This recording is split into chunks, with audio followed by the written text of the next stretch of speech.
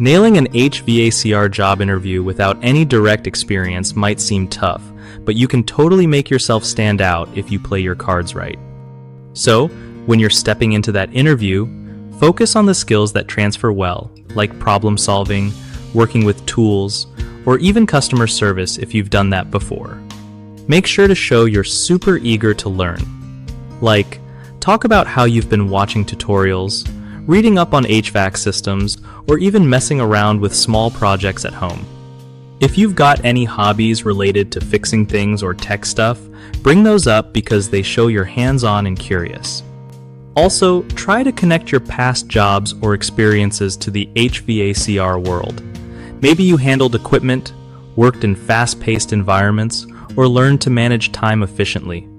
Don't forget to ask questions that show you're genuinely interested in the trade and want to grow in it. It's okay to admit you're new, but make sure your attitude screams, "I want this and I'm ready to work hard."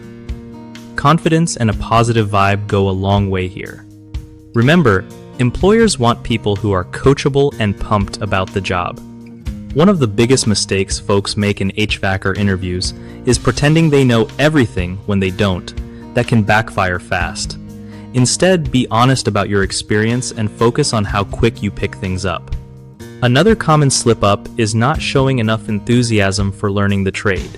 Employers want to see that fire in you, so talk about how you're already diving into HVACR topics on your own time. Lastly, people often forget to link their past skills to HVACR jobs. Don't just say, "I worked in a store." Explain how handling customers or managing stock connects to technical work or teamwork in HVACR. Fix these by being real, passionate, and making it clear you get why your background still matters for this new path.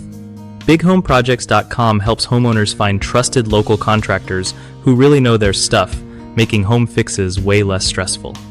For contractors, it's a solid way to get noticed and land gigs with people who need their skills. Win-win for everyone involved.